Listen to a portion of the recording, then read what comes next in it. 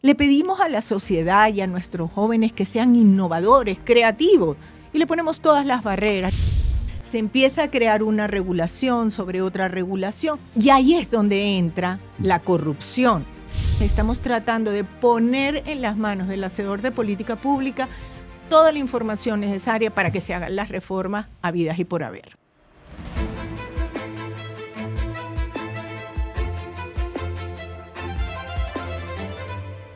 Inconformes. Sari Levy es una reconocida economista con maestría en Economía Internacional y doctorado en Estudios del Desarrollo por la Universidad Central de Venezuela. Forma parte del liderazgo del International Property Rights Index y coordina el Índice de Burocracia, ambos desarrollados desde el Adam Smith Center for Economic Freedom de la Florida International University, utilizados como referencia para evaluar institucionalidad, derechos de propiedad y desempeño económico a nivel mundial.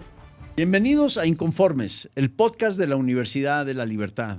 Tenemos hoy el gran privilegio de contar con la presencia de la doctora Sari Levy, una amiga de casa, experta en temas de burocracia y de derechos de propiedad.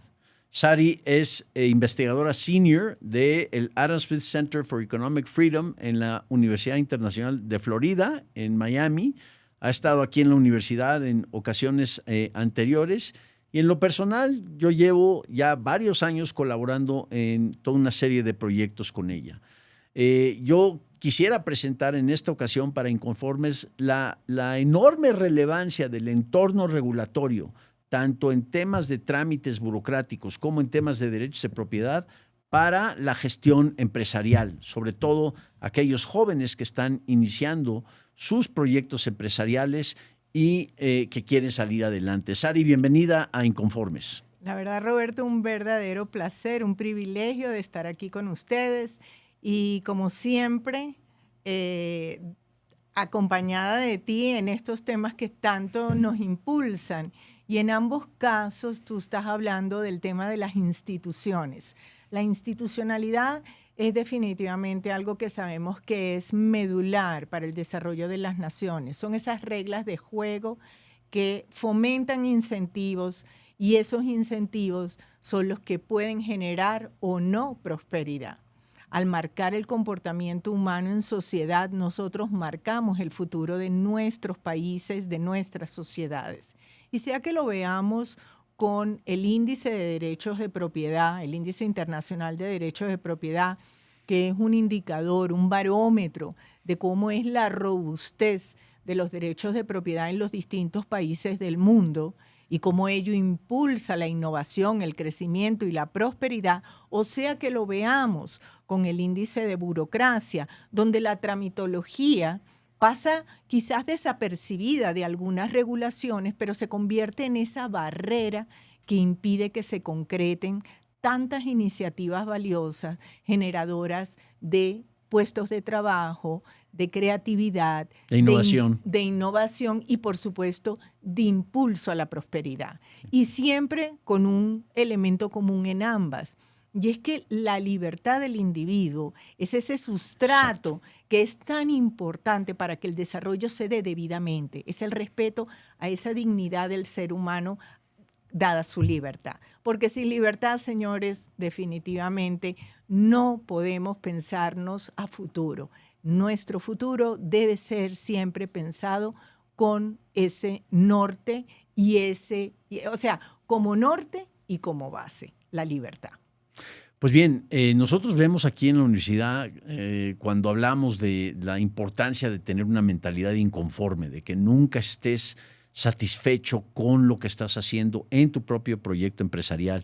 Y hemos visto a jóvenes emprender proyectos verdaderamente innovadores, sabiendo que pueden fallar y sabiendo que hay que cosechar la curva de aprendizaje. Y varias veces, como que efectivamente, como dice Sari, pasamos por alto el marco institucional que nos define esas reglas del juego y quieren salir adelante, quieren progresar, quieren prosperar, pero hay el trámite hay el permiso el otro. Y después también el costo de entendimiento, ¿no?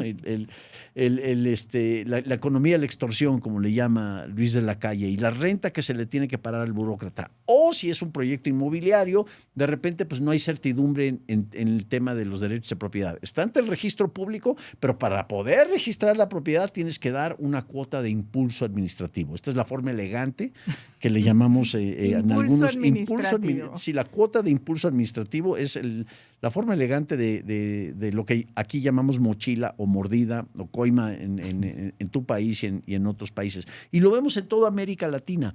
¿Por qué entonces, y esto fue idea tuya, Sari, pero por qué entonces la importancia de un proyecto como el índice de burocracia? Y ahorita hablamos del índice de derechos de propiedad. Pues bueno, mira, el índice de burocracia, y tú mejor que nadie lo sabes porque fue contigo con quien primero lo conversé, surge de una preocupación que yo tenía enorme, particularmente por Venezuela, en tiempos de COVID, donde en vez de facilitar las cosas, intentaron sumar incluso mayor número de regulaciones.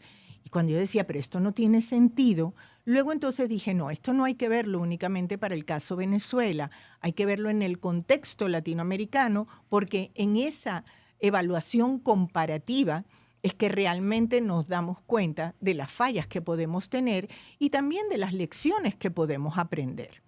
Surge así el primer proyecto y, como tú lo sabes, empezamos con nada más 6 países y este año ya tenemos 27. ¿Este año ya es la quinta versión? Vamos a la sexta. A la sexta ya versión. Vamos a la sexta, que ya la estamos calculando. Ya tenemos a nuestros equipos en la calle levantando la información. ¿Y cuántos países son ahora? Este año 27. Estamos incluyendo ya no solamente América Latina, sino que hemos incluido varios países de Europa. Ya son 6 países de Europa. Y eso además nos permite comparar, no solamente... Porque muchas veces decimos, no, es que esto pasa en América Latina. No. Sí. Veamos lo que pasa. Es un fenómeno mundial. Exactamente. Ajá. Y la Unión Europea, por cierto, no ha sido precisamente promotora de simplicidad, sino que a veces ha terminado siendo generadora de burocracia. Pero más allá de eso, lo importante es, permíteme contarle a tu audiencia de qué se trata el índice de burocracia. Sí. Justamente lo que queremos es medir en una variable que todos entendemos, que es en horas, en tiempo, que es un recurso no recuperable, porque cuando perdemos un tiempo, ese sí no lo podemos recuperar. Correcto. ¿Cuánto nos lleva, o sea, como empresa, sea una pequeña empresa o una mediana empresa, porque unos años medimos pequeña y ahora hemos incluido un año sí, un año no, a la mediana empresa, abrir una empresa y mantenerla en funcionamiento? Porque ustedes recordarán que hay algunas mediciones que se hicieron en el pasado sobre cómo agilizar la apertura de empresa, pero luego olvidábamos lo que era mantenerla abierta, el costo en trámites de mantener funcionando una empresa, y eso se fue abultando mientras que lo otro se bajaba. Entonces estamos viendo que a veces vienen como modas, hay que bajar los trámites para abrir una empresa. Excelente, maravilloso, pero entonces parece que la burocracia crece por el otro lado. Y la idea es que entendamos que esto es un problema, que entendamos que la idea de un Estado es favorecer el desarrollo productivo. Y para favorecer el desarrollo productivo tenemos que, yo no he dicho desaparecer trámites ni regulaciones, pero sí hacerlas ágiles y no meternos a crear regulaciones que no tienen sentido.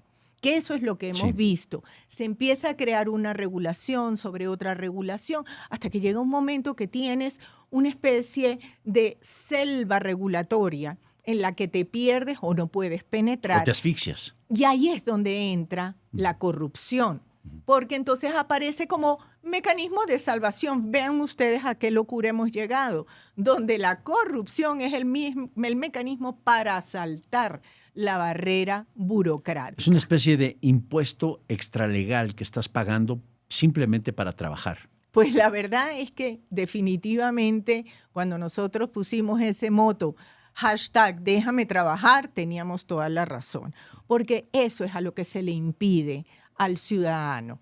Nosotros ya no estamos hablando ni de grande, ni de pequeña, ni de ningún tamaño de empresa.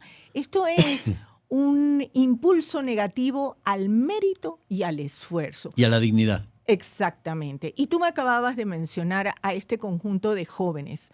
¿Cuántos jóvenes no tienen ideas innovadoras, maravillosas, y luego se enfrentan a esta realidad que pasan días, horas, meses, semanas, y en algunos países a veces año y medio para poder arrancar su empresa? Y luego para mantenerla. Sí, pero imagínate, después de año y medio, ya quizá el momento del mercado pasó. Sí. Ya el socio que te habías conseguido dijo, mira, ¿sabes qué? Me voy por otra vía. Entonces, así no puede ser. Le pedimos a la sociedad y a nuestros jóvenes que sean innovadores, creativos, y le ponemos todas las barreras, le ponemos un proceso como misión imposible. Sí. La película se quedó corta. Entonces, eso no puede ser. Y justamente la idea del índice no es simplemente darles el número de cuántas horas se representa esto, sino mostrarle, categorizados en grupos, el conjunto de trámites que en cada país hay. ¿Cuál es el tiempo que lleva cada uno? ¿Cuál es el basamento legal? En otras palabras, estamos tratando de poner en las manos del hacedor de política pública toda la información necesaria para que se hagan las reformas habidas y por haber. Si realmente hablamos de simplificar. Ahorita regresamos al tema digital, que tú bien has dicho, pues digitalizar un montón de trámites, pues ¿para qué? Es más, me estás haciendo la vida todavía peor, porque ahora los tengo que digitalizar. Pero a ver, ¿cuánto le cuesta a una pequeña empresa, pequeña y mediana empresa en México poder trabajar? Y pues, segundo, y quizá lo más importante, este tema de que la burocracia tenemos que tener en mente de transformarla en una entidad que sea ágil y que sea facilitadora, no obstaculizadora. Mira, cuando uno revisa el tiempo promedio en nuestra región y ve la ubicación de México, uno podría decir que México está bastante bien. Pero la verdad es que, lamentablemente, aunque todavía no está registrado en los datos, sí hemos notado cierta ralentización en los procesos. Y esto nos preocupa porque a veces las reformas o excesos burocráticos no se transmiten al instante, requieren cierto periodo para que ello pueda hacerse sentir en todas las empresas. Recordemos que en México hay un número importante de empresas funcionando, entonces, y otras ya abiertas, pero cada vez que una empresa se vuelve a abrir, tú no te das cuenta cuando ves el conjunto que se está acumulando y no tienes la información de todas ellas. Por otro lado, también hemos encontrado que hay ciertos trámites que se han agilizado bastante bien, y esos son los trámites nacionales. Pero cuando te vas a los trámites ya locales, estatales y municipales, exactamente, ahí la cosa se te complica, y dependiendo también de la región. Y un tercer elemento que es una alerta importante son los trámites por actividades específicas. Quizá tú, para registrar en la empresa, puedas conseguir un formato general que sea ágil, pero quizás si tú tienes una empresa de radiodifusión, tienes un conjunto de regulaciones enormes, o si tienes una empresa de construcción, tienes también otro conjunto de regulaciones con unos tiempos de espera enormes. Entonces, el punto no es solamente el número grueso, sino irnos a los detalles. Y justamente en el caso del índice, nosotros tratamos de identificar cuáles son esas actividades más importantes en cada país, porque esas son aquellas en las cuales, si hago las reformas debidas, pues ahí sí le genero un bienestar enorme a la población. Cuando nosotros revisamos en promedio lo que en la región se pierde por concepto de producto dedicado únicamente a la burocracia, estamos hablando de un 13% del producto, de la muestra del producto, y peor, de las exportaciones. En promedio, un 42%. Eso es enorme. Olvídate de los aranceles. quita esto, este es el verdadero arancel interno. Sí. Ahora, en el caso México es más bajo. ¿Por qué? Porque México es una economía altamente diversificada y con fuerte fuerza exportadora. Entonces tú dices, bueno, en el caso de México no es el 40%, pero es el 6% casi. Y en el caso del Producto de México es casi el 3%. No es un porcentaje que uno pueda despreciar fácilmente. Para la 12ª economía más grande del mundo, ¿no? Un 3% es un número importante, porque cuando lo multiplicas por el PIB es importante. Entonces esto está incluso midiendo el costo de oportunidad de tener reglas innecesarias o reglamentos innecesarios. Así es, y lo hemos medido tanto justamente a partir de la productividad laboral. Uh-huh. Y eso es importante, porque cuando en la medida que hacemos todo más difícil, pues tú te estás minando oportunidades no solo de mejoras en el ámbito burocrático, sino en todo lo demás, en productividad, en la mejora educativa y en la mejora de la capacitación de tus trabajadores. O sea, todos los indicadores van concatenados y eso es importante que tengamos ese concepto. Cuando nosotros hablamos de instituciones o de regulaciones, es como un ecosistema. Y ese ecosistema hay que deslastrarlo de aquello que le impide una dinámica de vida. Parte de ese ecosistema también incluye el componente de derechos de propiedad. No quiero que se nos acabe el tiempo y dejar de hablar de un concepto tan importante para el desarrollo económico. Muchas veces cuando se habla del crecimiento económico, de modelos económicos, realmente, o sea, el economista en la tradición, sobre todo de Adam Smith, tiene clarísimo que un orden jurídico es la condición sine qua non, la primerísima condición para poder salir adelante. Entonces, háblanos un poco de este otro gran índice en el que tú encabezas y estás colaborando. Bueno, mira, en realidad cuando uno revisa el tema de la propiedad, definitivamente es una pieza fundamental del desarrollo de una sociedad en libertad. Y quiero destacar una cosa, hablar de derechos de propiedad no es hablar de simplemente la propiedad de las cosas, es de hablar de los derechos humanos. Y no es casual que cuando se estaban consagrando los derechos humanos civiles y políticos de la primera generación que llamamos de derechos humanos, en el artículo 17 están los derechos de propiedad. Vean que no están como derecho económico, sino como derecho civil y político, porque es un derecho humano. En esa generación está. Y en el artículo 27, todo lo que tiene que ver con los derechos culturales y en lo que entraría los derechos de propiedad intelectual. Entonces, eso es un primer elemento muy importante. El otro elemento que más allá, como si esto fuera poco, ¿no? Como si fuera poco lo que te acabo de decir, más allá de eso, cuando uno revisa la correlación que existe entre las sociedades que tienen fuertes derechos de propiedad y prosperidad y libertad, es enorme. Entonces, estamos hablando de una variable medular para el desarrollo de lo que yo llamo un entorno virtuoso. Otra vez, una variable medular. Medular.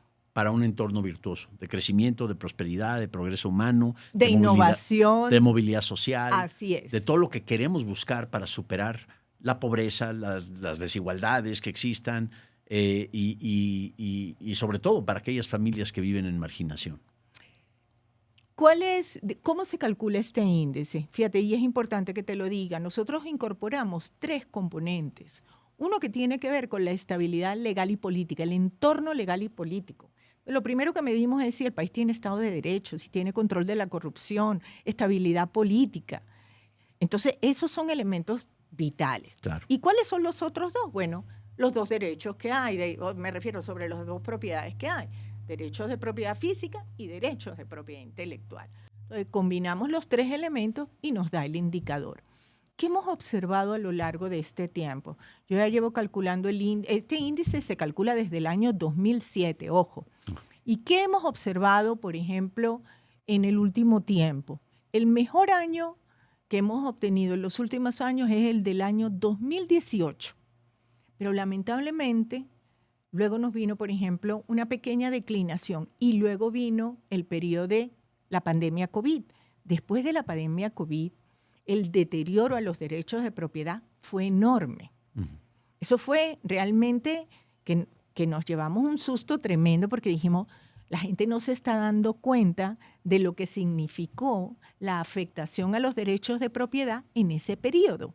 Luego se recuperó un poco, pero lamentablemente este año ha vuelto a caer.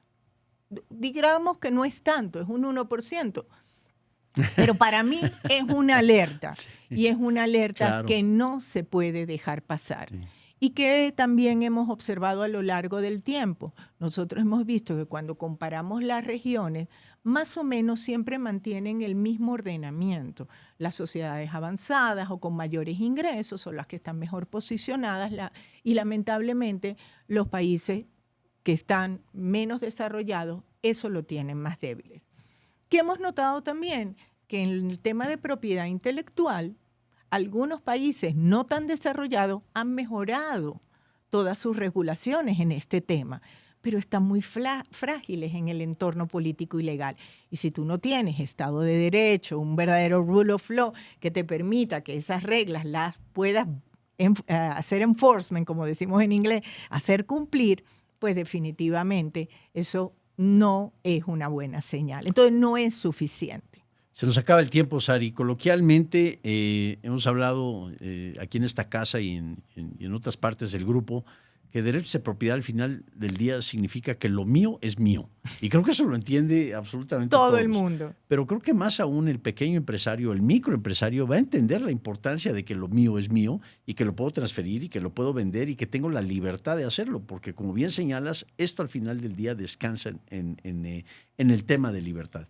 Entonces, un mensaje final para nuestros jóvenes aquí de la universidad, para aquellos que escuchan inconformes, la importancia del marco regulatorio, del marco institucional en derechos de propiedad y en una burocracia ágil para el futuro de alguien que quiere emprender, innovar, crecer y prosperar.